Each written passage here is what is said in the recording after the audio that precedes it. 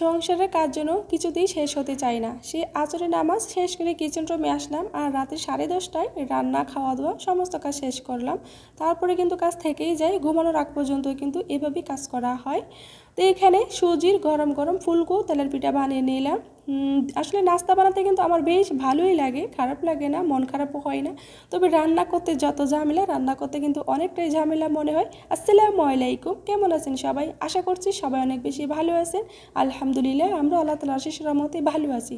কাছে এবং দূরে যেখান থেকে আমার ব্লগটি দেখছেন, ফাতিমা হানির ব্লগে সবাইকে অসংখ্য ধন্যবাদ আমার আজকের আরও একটি নতুন ভিডিও দেখার জন্য। আশা করছি আমার আজকের ব্লগটা আপনাদের ভালো লাগবে। ভালো লাগলে প্লিজ লাইক দিয়ে আমার সাথেই থাকেন এবং দেখতে থাকেন আজকের ব্লগটি। এখানে এই যে আসরের পর থেকে কিন্তু যতই শুরু করি না কেন, তারপরে কিন্তু মাগরিবের নামাজের পরেই কিন্তু করতে হয়। তো এই যে দেখেন, এখানে কিন্তু মাগরিবের নামাজের আগেই কিন্তু সেমাইটা আমি রান্না করেছিলাম। তো এখানে কিন্তু দুধের মধ্যে সেমাই, তারপর হচ্ছে কিশমিশ, চিনি, এগুলো পরিমাণ মতো মিষ্টি দিয়ে আর কি করে নিছি। তারপর এখানে কিন্তু নারকেল দেবো না, নারকেল যেহেতু বাচ্চারা পছন্দ করেন। তো এই যেখানে সুজির গরম গরম ফুলকো তেলের পিঠা, এখানে কিন্তু 1 কাপ সুজি ছিল, তারপরে 2 কাপ আর আধা কাপ কিন্তু ময়দা ছিল, তারপরে আধা কাপ ছিল গুঁড়া দুধ, তারপর হচ্ছে বেকিং পাউডার, লবণ। তো চিনিটা কিন্তু আমি সাথে সাথে দেবো না, এভাবে একটা ব্যাটার করে নর্মাল পানি দিয়ে ব্যাটার করে তারপরে কিন্তু আমি 10 মিনিট পরে চিনি দিয়েছি। ভালোভাবে সুজিটা মিশিয়ে নিতে হবে, ময়দার সাথে ভালোভাবে ব্যাটার করে নিতে হবে। তারপরে কিন্তু চিনি দিলে না এভাবে অনেকটা ভালো হয়, তো মিশে যায় আর কি সুজিগুলো আর কি চালের ময়দার সাথে মিশে যায়। তো এখানে চালের গুঁড়ি চাইলেও দিতে পারেন, তবে 1 কাপ দিতে পারেন চালের গুঁড়ি, যেহেতু এটা সুজির সাথে বেশি চালের গুঁড়ি না দেওয়াই ভালো। এটা কিন্তু অন্যরকম একটা স্বাদ, আর চালের গুঁড়িটা অন্যরকম স্বাদ। এই যে দেখেন মাশাআল্লাহ কত সুন্দর ফুলকো ফুলকো তেলের পিঠা। সত্যি কিন্তু পিঠাগুলো খেতে অনেক মজা হয়, অনেক ভালো লাগে। তো এই যে যেটা বলছিলাম, সংসারের কাজ, আসলে সংসারের কাজ যেন শেষই হতে চায় না। সেই মানে আসরের পর থেকেই কিন্তু শুরু করলাম, কিন্তু তারপরও মাগরিবের অনেকটা মানে সময় হয়ে যায়। মাগরিবের টাইমে কিছু করে নিলাম, তারপরে মাগরিবের নামাজ পড়ে কিছুটা করে নিলাম। এই যে এখানে এশার আজান হয়ে গেছে, তো এশারের নামাজ আগে আগে কিন্তু নাস্তাটা করা হবে। তো এখানে আমি খুব তাড়াহুড়ো করছিলাম, যেহেতু বাচ্চারা ওর বাবার কাছে ওরা আসবে, নাস্তা খাবে, বাচ্চার বাবা আর কি নাস্তা খাবে। তো এই যে এখানে পিঠাও বানিয়ে নিচ্ছি, কিছু পিঠা কিন্তু এখনও বানাচ্ছি আর কিছু পিঠা আমি রেডি করে নিচ্ছি আর কি। তো এই যে দেখেন, এটা কিন্তু বাচ্চার জন্য এটা কম, একটু মানে কালার কম করেছি, মশমশা যেটা এটা কম করেছি, বেশি ভাজা ভাজা হলে বাচ্চারা খেতে পারে না। এই যে আমি এখন চামিচ দিয়ে দিলাম। তো এটাই আর কি। আসলে আসরের পরে থেকে না আসলে অনেক কিছুই কথার মধ্যে ভুল হচ্ছে, ভুল হলে প্লিজ সবাই ক্ষমা সুন্দর দৃষ্টিকে দেখে নেবেন। আসরের পর থেকে যত শুরু করি না কেন, আসলে কাজ একা হাতে তো শেষ হতে জানি। এখানে যে গরমের জুস বানিয়ে নিলাম। এখানে 2টা অরেঞ্জ ছিল, একটা পাকা লেবু ছিল, পরিমাণ মতো চিনি ছিল, যেহেতু একটা আমরা টক টক পছন্দ করি, মিষ্টিটা বেশি একটা পছন্দ করি না। তো এখানে যে আমি জুসও নিয়ে নিচ্ছি, যে জুস দিয়ে দিলাম। তারপরে হচ্ছে এখানে সেমাই আর পিঠা। তো আজকে রুটি নেই, রুটি সবসময় যেহেতু রুটি খাওয়াই, যে আমার জন্য চা নিলাম, এখন আমার মেজো মেয়ে নিয়ে নিচ্ছে। তো ছেলে হয়তো পরে নেবে, যেহেতু ছেলে আমার ক্যামেরা এগুলো বেশি একটা পছন্দ করে না। তো এখন বাচ্চার বাবাও খেয়ে নিচ্ছে। মাঝে মাঝে না আমি ডাইরেক্ট বাবা বলি, আসলে এটা আসলে কেউ খারাপ কিছু মনে করবেন। এখানে না এরাবিরা মানে ওরা বাচ্চার বাবা বা ওর বাবা, তারা এগুলো বলে না, ডাইরেক্ট বাবা বলে। আসলে যেই দেশে থাকা হয় না, সেইভাবেই কিন্তু মাঝে মাঝে চলে আসে। তো যেহেতু ওদেরকে বলতে হয় যে বাবা, এই জন্য কিন্তু ডাইরেক্ট মুখে চলে আসে যে বাবা, বাবা ইয়াটা কি উচ্চারণটা আর কি চলে আসে। আসলে হাজব্যান্ডকে বাবা এটা বলে সমস্যা নেই, এরাবিরা সবাই কিন্তু বাবাই বলে। ওরা মাকে মা বলে, বাবাকে বাবা বলে, মানে আমরা যেমন বলি যে ওর মা, বাচ্চার মা, এরকম আর কি না। এই যে জুসটা কিন্তু মাশাআল্লাহ মজাই হয়েছিল।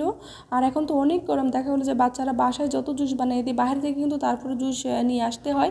আর আমি ভয়েস দিচ্ছি, বাহিরে কিন্তু একেবারে ঝড় তুফানের মতো কিন্তু ধুলা উড়তেছে। বাংলাদেশে যেমন ঝড় তুফান বৃষ্টি হয়, এখানে কিন্তু এরকম ধুলো হয়, ধুলা মানে অনেক বাতাস শব্দ। তো গ্লাসের জানালা, তো জানালাগুলো কিন্তু অনেকটা বাতাসে শব্দ হয়, আর বাহিরে তো অনেক শব্দ। এই যে দেখেন নাস্তার এই যে পিঠার এই পিঠাটা কিন্তু এক সাইডে আর কি একটু বেশি হয়েছে, এক সাইডে কম।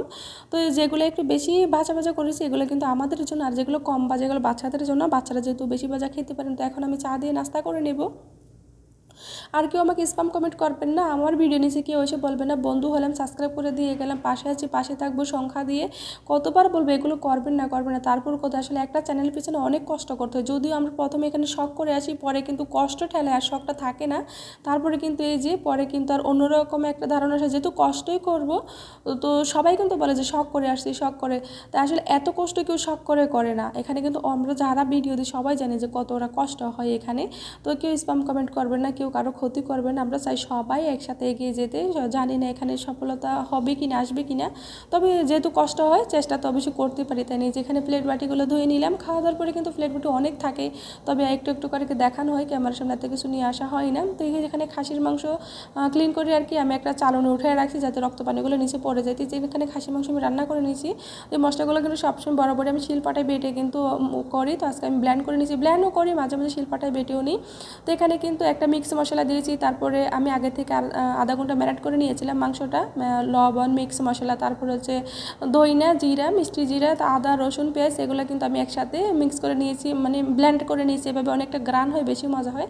তারপর কিন্তু সরিষার তেল দিয়ে, টক দই দিয়ে ম্যারিনেট করে তারপরে তেলেও কিন্তু দিয়েছি পেঁয়াজ কুচি, তারপরে রসুন আসলে কম দিতে হয়, পেঁয়াজ কুচিটা আর কি একটু বড় বড় করে দিই। তারপর এলাচ, দারচিনি, খাল, লবঙ্গ, এগুলো কিন্তু আমি সরিষার তেলে দিয়ে তারপরে মাংসটা রান্না করি। অনেকটা গ্রান হয়, অনেকটা ভালো লাগে আসলে। যে যার মতো রান্না করলে মানে স্বাদটা আসলে মাংসের যে রান্নার যে একটা স্বাদ, টেস্ট, ওটা আসলেই কিন্তু হয়। তো এখানে ভেন্ডি ভর্তা করে নিয়েছি, পাশে কিন্তু এই যে কড়াইতে এটা কিন্তু অল্প করে শুটকির তরকারি, শুটকি মাছের রান্না ছিল, আর ওর পাশে কিন্তু 2 দিন আগের কিন্তু মুরগির মাংস রান্না করা ছিল। তো এভাবে আর কি একটু একটু করে থাকে। তো এটা ছিল রাতের খাবার।